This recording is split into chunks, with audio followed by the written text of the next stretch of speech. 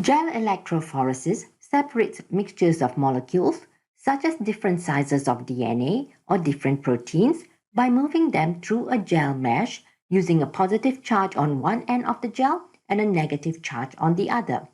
Molecules move towards the electrode of opposite charge, so the gel is positioned such that the distance from the wells to the electrode is sufficient for molecules of different sizes to separate on the gel. Bigger molecules get more tangled up in the gel mesh and move slower, covering a shorter distance than the smaller molecules. The type of gel used also influences separation. For example, Agarose is suitable for big nucleic acid fragments, while polyacrylamide is suitable for smaller fragments and proteins. Electrophoresis may be carried out on either horizontal or vertical flap gels, and now also in capillaries as in capillary gel electrophoresis, which is good at separating many samples quickly with good resolution and using small sample quantities. In this video, only horizontal agarose gel electrophoresis of DNA will be explained. DNA samples to be used in electrophoresis may be the DNA extracted from cells, DNA digested with restriction enzymes, or PCR amplicons. But whatever the source of DNA, the DNA is mixed with loading solution. The loading solution contains glycerol and some dyes, such as bromophenol blue. Glycerol adds density to the sample, allowing it to sink into the well, while the dye provides color to simplify the loading process and allow tracking of the DNA movement. The agarose gel used for electrophoresis is prepared by weighing the agarose powder and dissolving it in a buffer. Gel percentage may be varied. Using a higher percentage gets finer gel pores and hence better separation or resolution of smaller molecules, while using a lower gel percentage gets a looser gel mesh and hence the better resolution of bigger molecules. Buffers too may be varied. For gels to separate nucleic acid fragments, you typically use buffers such as TAE, tris acetate EDTA, or TBE, tris borate EDTA. TAE is better for bigger molecules and shorter run times. For the agarose powder to dissolve in the buffer, it has to be heated until the solution looks clear. The agarose solution is then cooled and while still liquid is poured into the gel casting tray set up with a comb and dams. A comb is placed in the tank to create wells for loading samples while casting dams are fixed so that the agarose solution does not flow out during setting. Once the agarose gel is solidified, the comb and dams are removed and the gel is placed in the electrophoresis chamber such that the wells are near the negative electrode.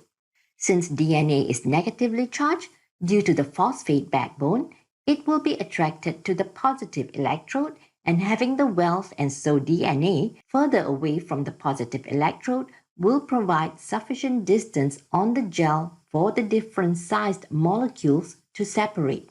A running buffer is poured into the electrophoresis chamber until it covers the gel. This running buffer provides ions that carry the current between the two electrodes in the chamber, causing the DNA sample to migrate and maintains the pH at a relatively constant value. Next, the wells are loaded. One sample is loaded into each well, and there should be a well with a DNA ladder and wells for controls. The DNA ladder contains DNA fragments of known lengths as a standard reference for determining the size of the sample fragments. The negative control contains the chemicals found in the sample except for the DNA and is used to ensure that there is no contamination. Positive controls are samples containing known DNA fragments that will migrate a specific distance on the gel. Once the wells have been loaded, the lid is placed on the electrophoresis chamber. The chamber is connected to a power supply and a voltage applied. Molecules in the wells then migrate towards the electrode. Bromophenol blue, like DNA, is negatively charged and moves towards the positive electrode.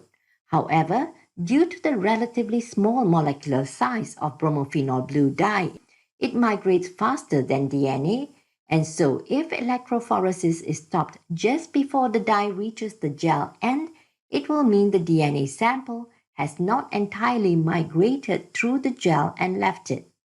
Then the DNA needs to be visualized. Since DNA has no color, it cannot be seen on its own. One method to visualize DNA is to add a DNA stain in the agarose solution before pouring it into the gel casting tray. An alternative is not to add the stain to the agarose gel, but to soak the gel in the stain once the electrophoresis is over. DNA stains like CyberSafe bind to nucleic acids and when exposed to UV light, glow, enabling DNA to be visualized. Such dyes bind to all the DNA fragments in the gel and show all DNA fragments present. However, if you only want to look for specific sequences, you can use a DNA probe in the Southern blot technique, where after electrophoresis, the DNA in the gels are denatured, transferred to a membrane, and a labeled probe is used to hybridize to the complementary DNA. If the probe is labeled with a fluorescent dye and is hybridized to a DNA fragment in the gel, the DNA to which the probe is hybridized, like DNA which is stained with dye, can be visualized under the appropriate wavelength of light as bands in the gel. Once observed, relevant inferences can be made.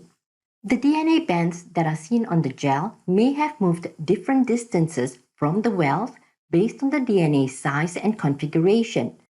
Charge only determines DNA's direction of movement because nucleic acid fragments have the same charge per unit mass. DNA fragment size is inversely proportional to mobility. The bigger molecules are seen nearer the well than the smaller molecules. But configuration must also be considered, as single-stranded DNA will run slower than double-stranded fragments of the same length, while plasmids that are supercoiled and compact will move through the gel very quickly compared to plasmids in the nicked configuration, although of the same size in terms of base pairs. So, to determine the size of DNA fragments, a DNA ladder of the same configuration as the DNA sample being studied has to be used. Then the size of the DNA sample can be determined by comparing the distance the DNA has moved on the gel to the distance moved by the ladder fragments of known size. Same size fragments move the same distance under the same electrophoresis conditions. So each gel run must have a lane loaded with a ladder.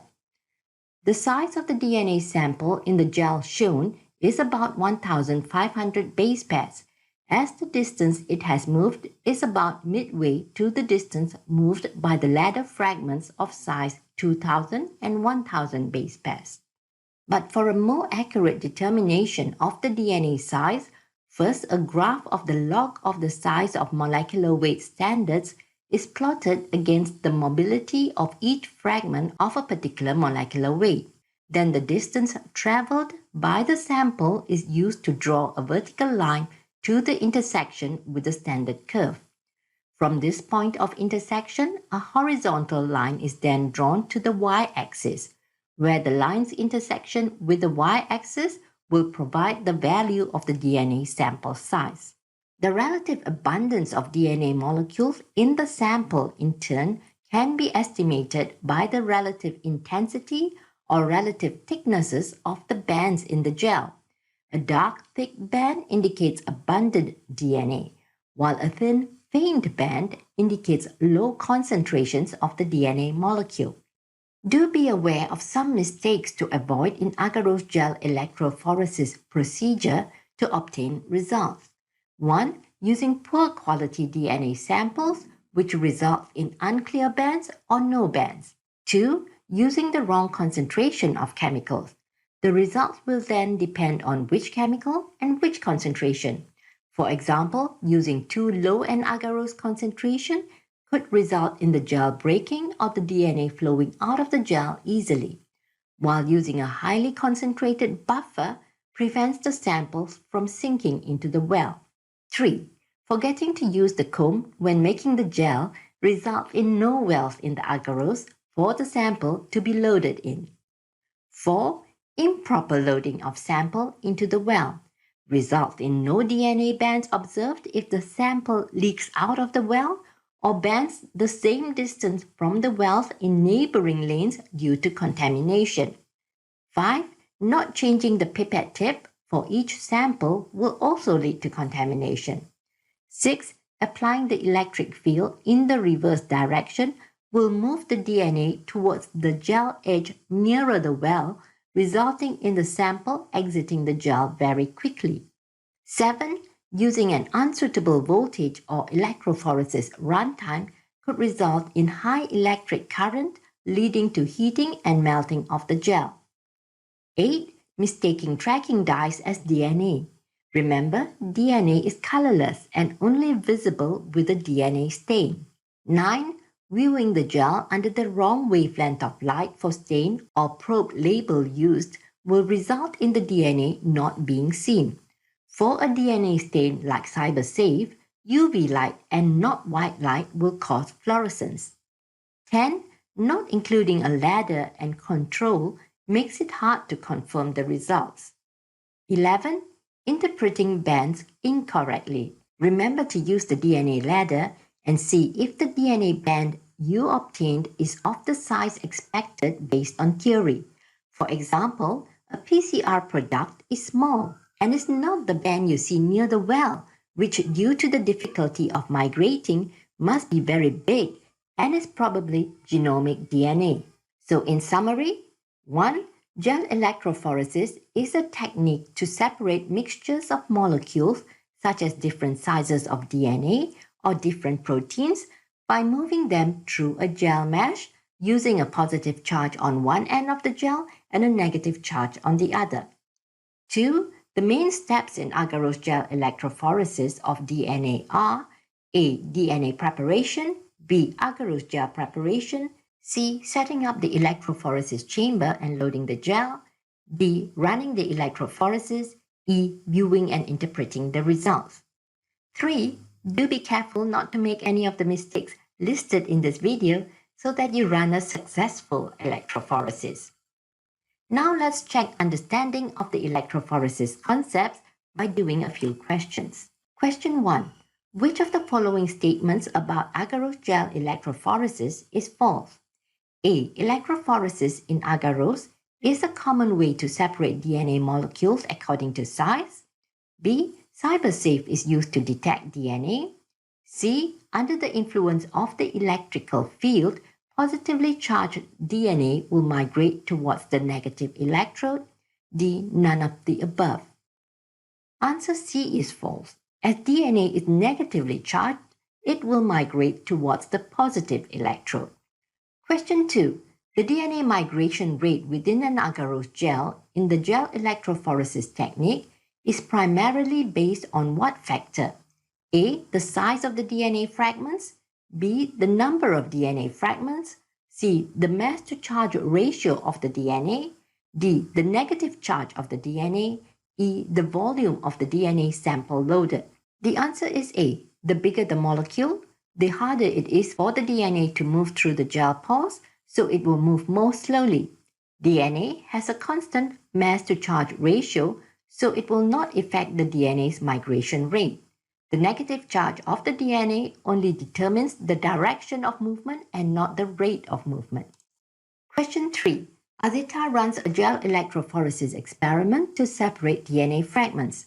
Once the experiment is complete, she removes the gel from the setup. What should Azita do to see the DNA bands on the gel? A. Nothing. She can see the bands directly. B. Soak the gel in CyberSafe stain while protecting it from light. And after about 15 minutes, view under UV light. C. Include a DNA stain like CyberSafe when making the gel, and after electrophoresis, expose the gel to ultraviolet light. D. Either B or C. The answer is D, which is either B or C.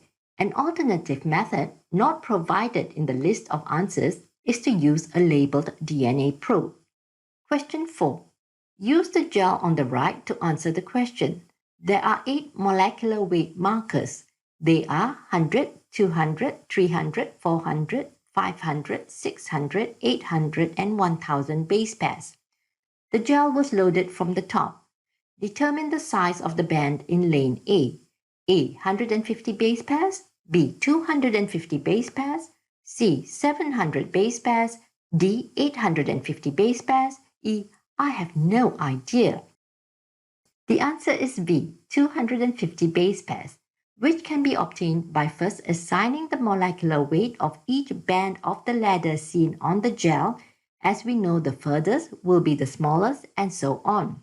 As the unknown DNA fragment is located between fragments of 200 and 300 base pairs, the size must be between 200 and 300 base pairs, and the only answer provided in that range is 250 base pairs. Question 5. Which of the following will migrate faster if all forms have the same molecular weight? A. Supercoiled circular DNA, B. Nicked circular DNA, C. Single-stranded DNA, D. Double-stranded DNA. The answer is A. Supercoiled circular DNA, which has a more compact structure and thus will migrate more rapidly when subjected to electrophoresis. If this video helps you understand the electrophoresis technique, please give it a thumbs up. You can also subscribe to see more videos on genetics as they are uploaded. I appreciate your support. Thank you.